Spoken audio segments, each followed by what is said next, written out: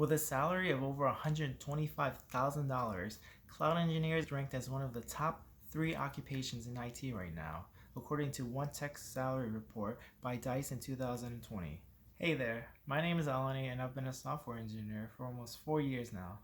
In this video, I wanted to talk about my journey in getting the AWS Cloud Practitioner Certification. I also wanted to break down how I studied for the exam and my preparation, and as well as who should be thinking about taking this exam to get that certification as well. So what exactly is this certification and what is AWS?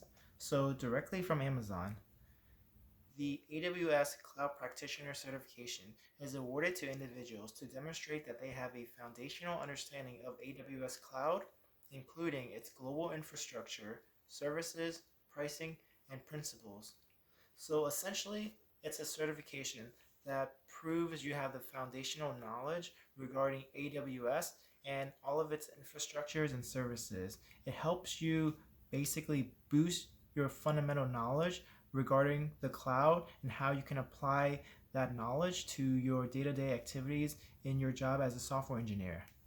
There are other certifications that are provided by Amazon, such as DevOps. There's another level called the Solutions Architect for AWS.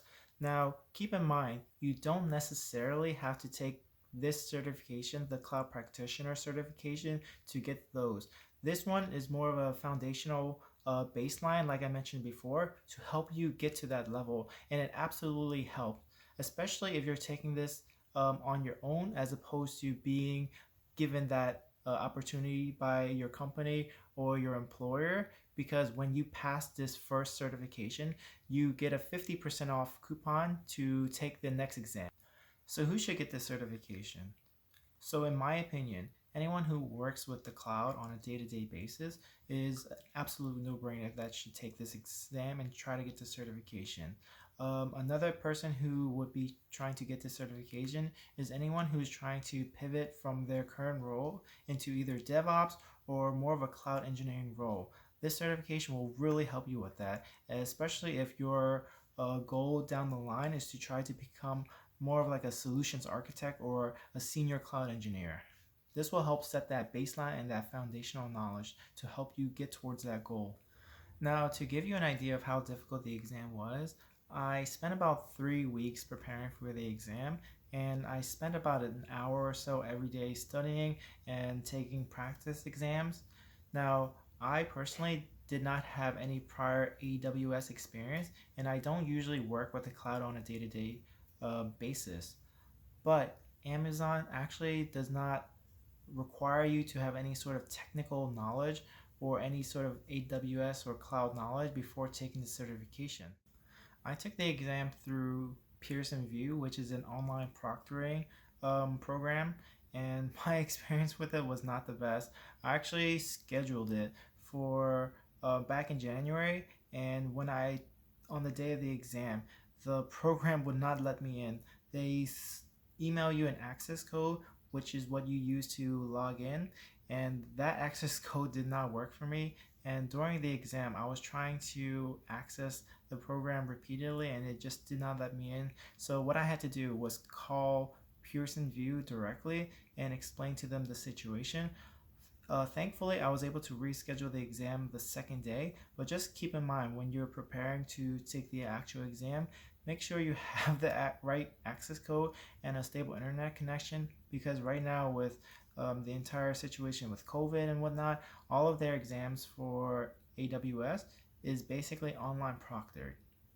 So next, I'm just going to quickly go over how to get onboarded with the Pearson OnView app, just so you know what you're doing when you're ready to take the exam.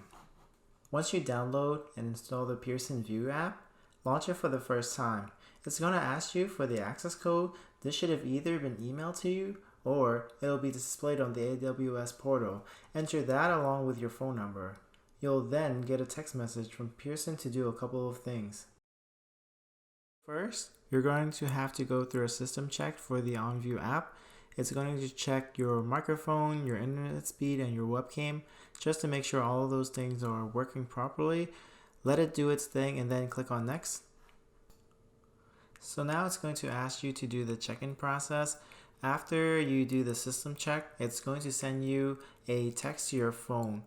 Click on that link through your phone, and then it'll ask you to do a few things. One, it's going to ask you to take a selfie.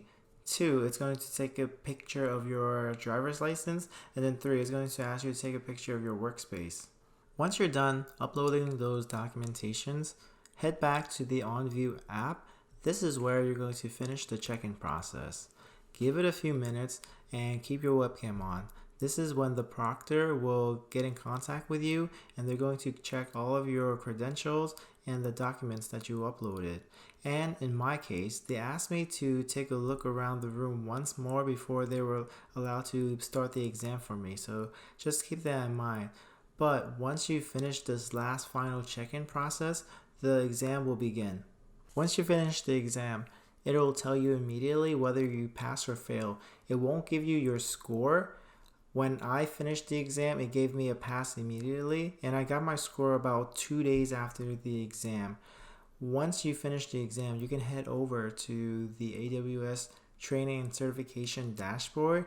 This is where you can begin to download your certification. And like I said, going back to that same dashboard in a day or two later, you can find your score report. Click on download and it will tell you the exact score that you got.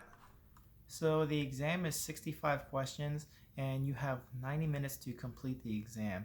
It's in multiple choice, multiple answer format, which basically means they give you a question and you have either between 4 to 5 answers, and in multiple choice you select one answer, and in multiple answers you select 2 to 4 answers.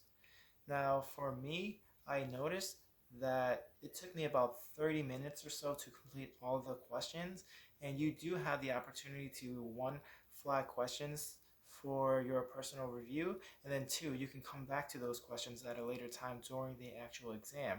So for me, after about 30 minutes of completing all of the questions, I spent another 10 minutes or so going back and really methodically and slowly going through all of the questions.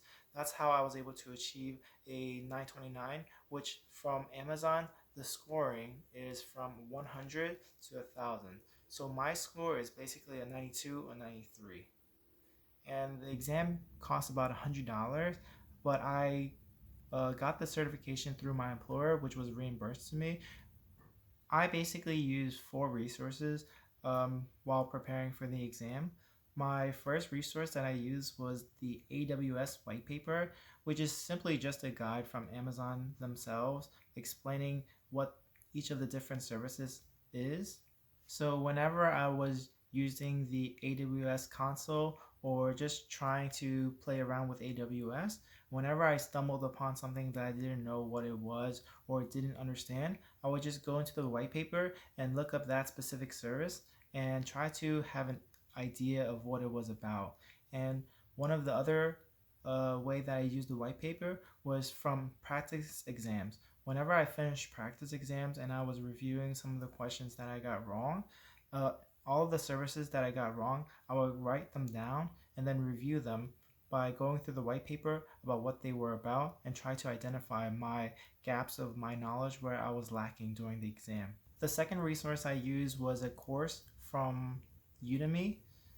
Now, the course wasn't really a course, it was just a bundle of 6 different practice exams, but the exams themselves were very helpful. They were very similar to the real exam itself, while the questions aren't necessarily the exact same thing as the real test. A lot of the questions did have the same structure, and by that I mean it brings up a lot of the same topics, things such as S3, Glacier, EC2, and so on. Now, those practice exams, I spent about $10 on the course, and I would 100% buy that course over and over again if I were myself preparing for the exam again. The third resource that I used was another set of practice tests from a website called WizLabs. And the reason why I went with them is because after I completed all of the practice exams from Udemy, I still did not feel confident in taking the exam yet. So I purchased the practice test from WizLabs, which was about a set of 4 tests for another $10 from them.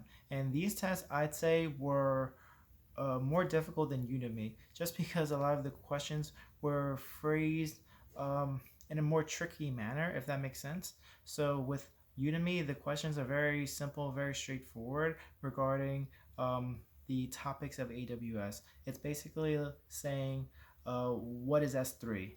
Whereas with Wiz Labs, a lot of the questions are more conceptual and you have to think about the services more. So I would definitely recommend, if you do try to get the certification, getting both of these courses to help you get a lot of those practice exams in. The final resource that I used to help me pass the exam was just YouTube. There's a ton of great content on YouTube to help you get through the exam. One of the video that I watched was from Free Code Camp. It was about a 4-hour long video and I watched it all the way through. That was very helpful. And I watched a bunch of other YouTubers who had already passed the exam and what they did to prepare.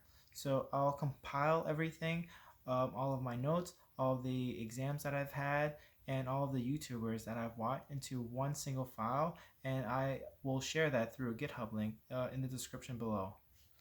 Now, in no particular order, these were some of the topics that came up on my exam.